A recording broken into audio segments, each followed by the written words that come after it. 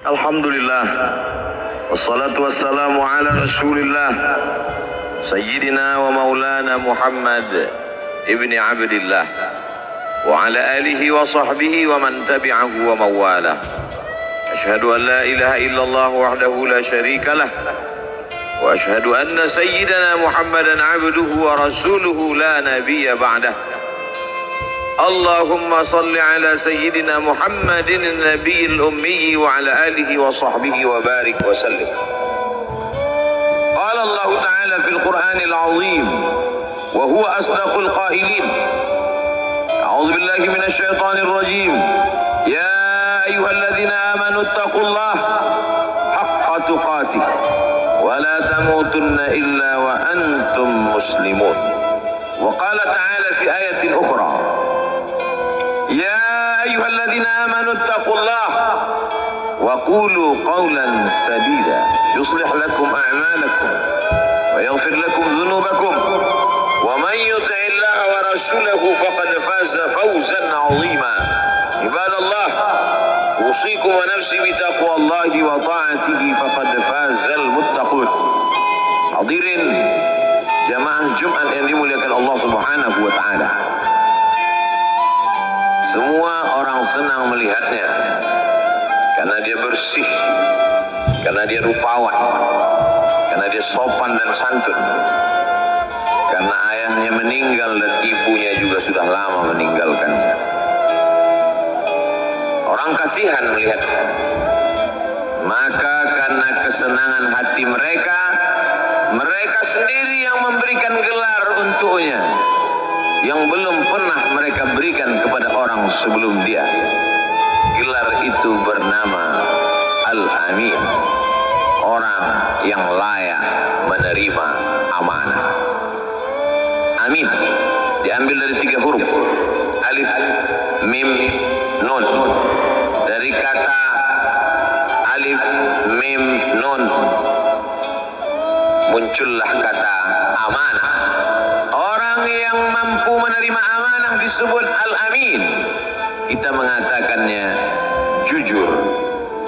Lawan daripada amanah adalah khianat. Al-khain, pengkhianat. Dia tidak berkhianat. Dia adalah seorang yang mampu mengemban amanah dan terpercaya. Maka semua orang percaya kepada dia.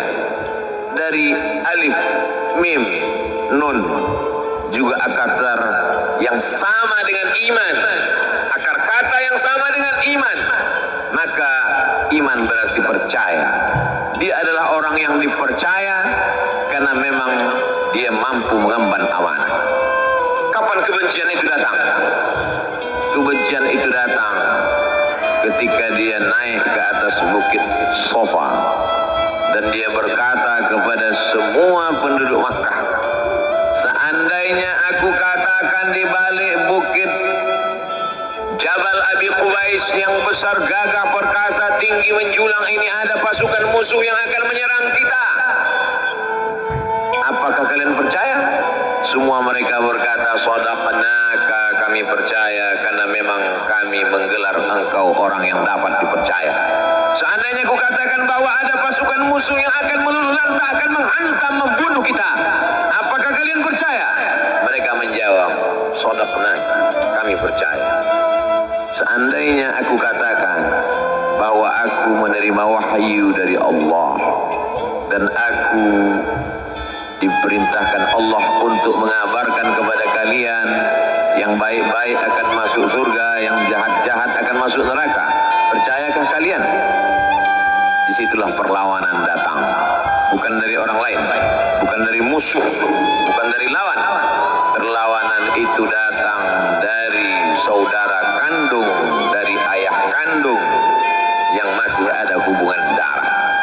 Tabban laka ya Muhammad alihadza jama'tana, celakalah engkau Muhammad, apakah hanya untuk ini saja kau kumpulkan kami hari ini? Allah membelanya, langsung Allah membelanya. Dia tidak membela dirinya, tapi Allah mengatakan tabbat yada abi lahabi wa tabba ma aghna anhu maluhu, hartanya tak ada berguna, wa ma kasab, hasil usahanya tak mendatangkan manfaat. Wa imra'atuhu hammalatal hatab, istrinya menjadi pembawa kayu bakar, simbol dari adu domba, kata-kata yang membuat menyakitkan hati yang dibawa oleh Ummu Jamil istri Abu Lahab untuk menyiksa, menjelekkan, membuli, menebarkan berita untuk membunuh karakter Sayyidina wa Maulana Muhammad sallallahu alaihi wasallam. Ini bukti kalau hari ini ada anak muda yang rupawan, yang dermawan, yang disenangi lingkungannya, tidak ada orang yang tersinggung, biasa, karena Nabi Muhammad SAW juga pernah mengalami hal itu. Tapi begitu kau katakan, aku tadi malam bermimpi bahwa aku mesti hijrah, meninggalkan komunitas peminum khamar, meninggalkan geng kita yang selama ini bicara tentang yang haram, maka disitulah mereka akan berkata, apakah hanya untuk ini saja kita berteman selama ini? Mana persahabatan kita? Apa yang dialami pemuda-pemuda hijrah hari ini dialami oleh Rasulullah sallallahu alaihi wasallam 14 abad yang silam. Ketika kau berhasil bisnis, orang senang. Ketika kau berhasil membina rumah tangga, tidak ada orang yang tersakiti.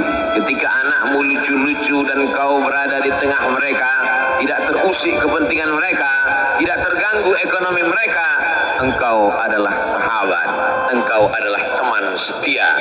Tetapi ketika kau tidak ikut kemauan manusia, disitulah engkau sedang melantik dirimu sendiri menjadi musuh. Maka Allah kuatkan hatimu. Wa in tuti' aktsara man fil ardi, kalau kau ikut kebanyakan orang di atas muka bumi, yudilluka an sabilillah, mereka hanya akan menyesatkan engkau dari jalan Allah subhanahu wa ta'ala. Tapi api itu tidak pernah padam. Kalau dia padam, maka berakhirlah dakwah Islam.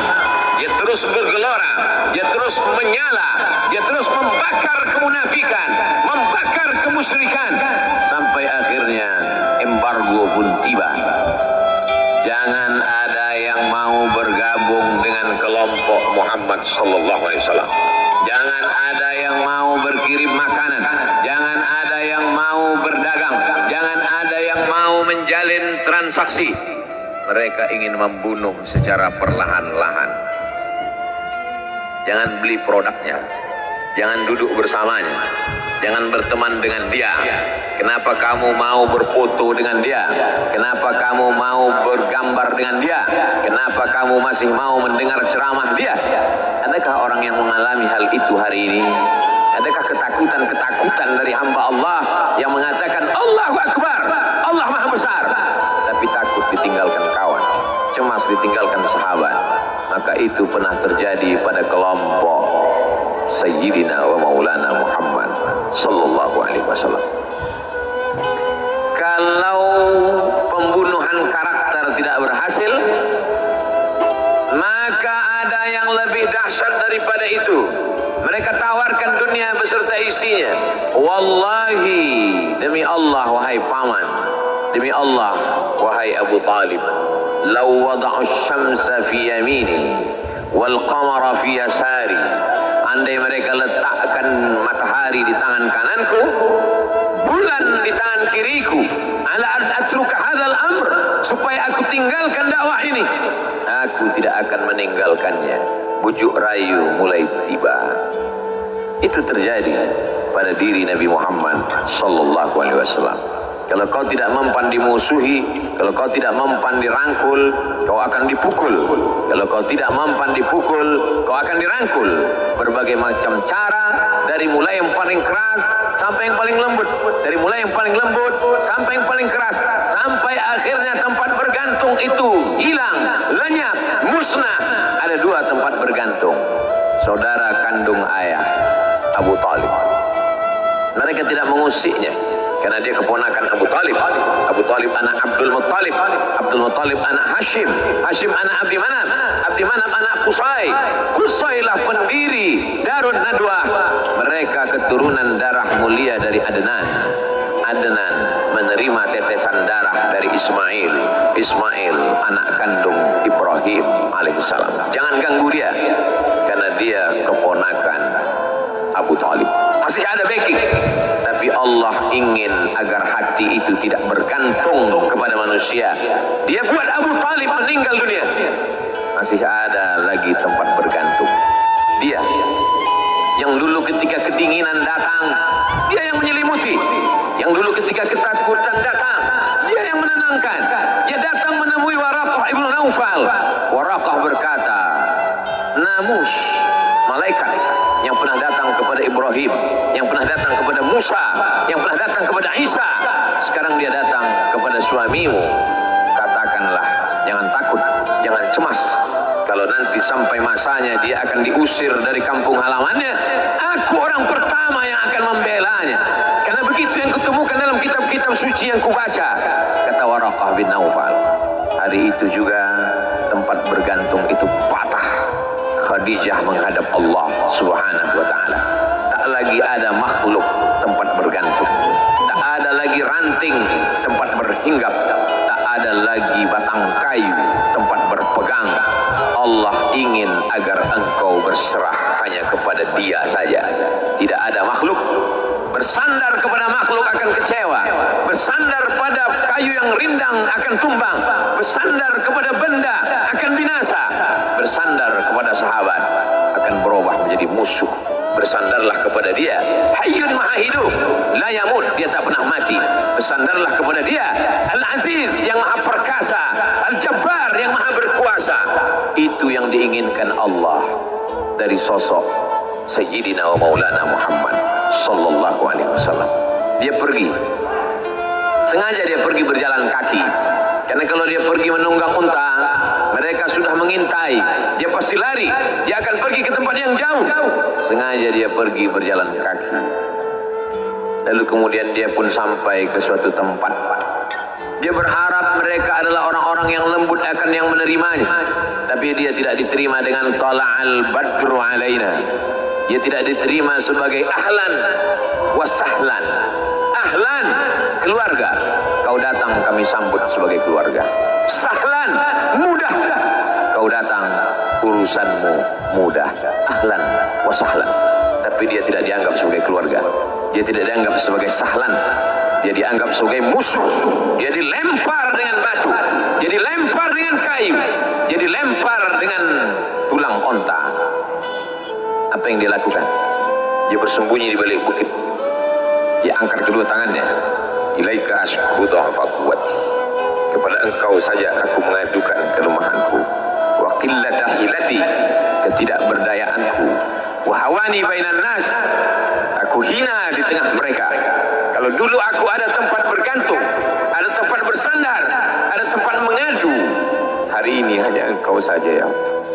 Datanglah malakul jibal, malaikat penjaga sekarang bukit di atas dunia. Kau tunjuk mana bukit yang paling besar ya Muhammad. Akan kutimpakan kepada mereka.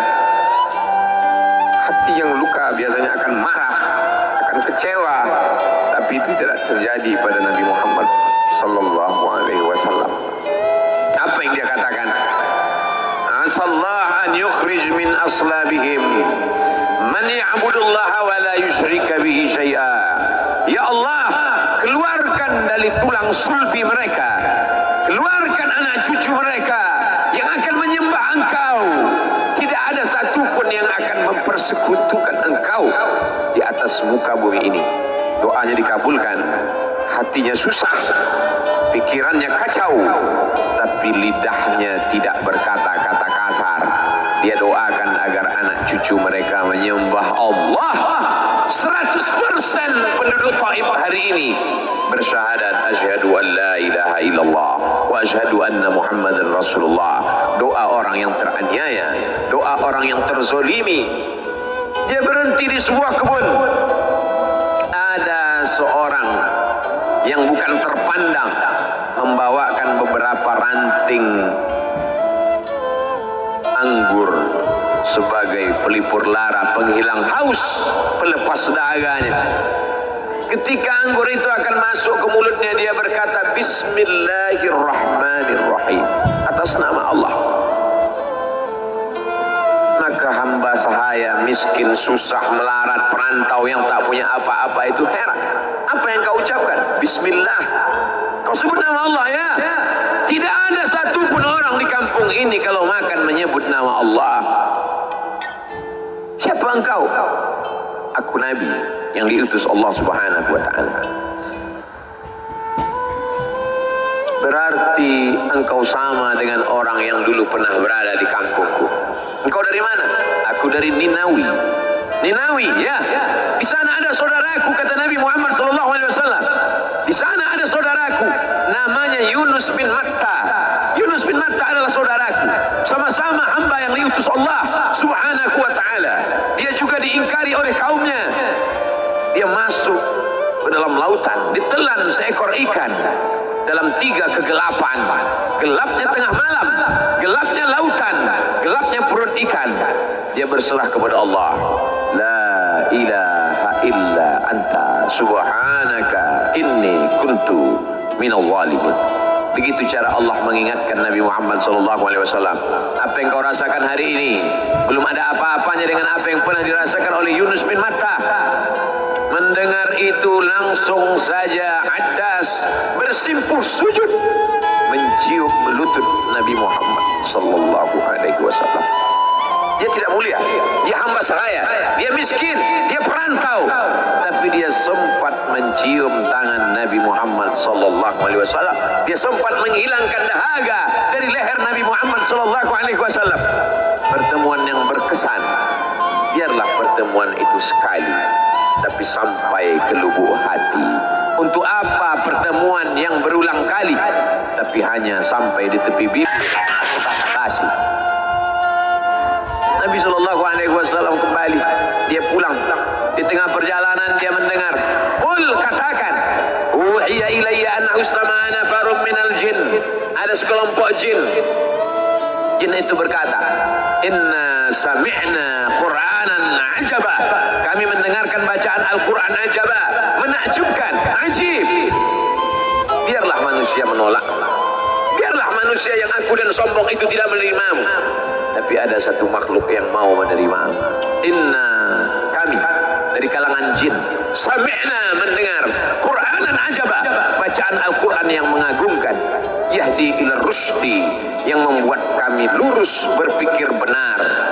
Betapa jin yang dikatakan makhluk jahat, tapi ketika dia mendengarkan bacaan Al-Quran tersentuh hatinya dan dia bersyahadat, anna minnal muslimun, kami ada yang muslim, wa minnal qasitun, kami ada yang kafir. Yang muslim taharrau rasyada, selalu mencari jalan kebenaran. Yang kafir kanu li jahannam hataba, mereka hanya akan menjadi santapan neraka jahanam.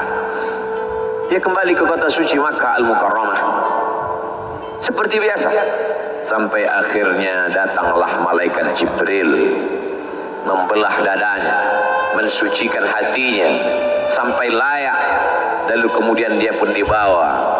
Subhanalladzi asra bi'abdihi lailan, maha suci Allah yang memperjalankan hambanya pada suatu malam, minal masjidil harami ilal masjidil aqsa, dari masjidil haram ke masjidil aqsa, alladzi barakna haulah, kami berkahi sekelilingnya. Untuk apa?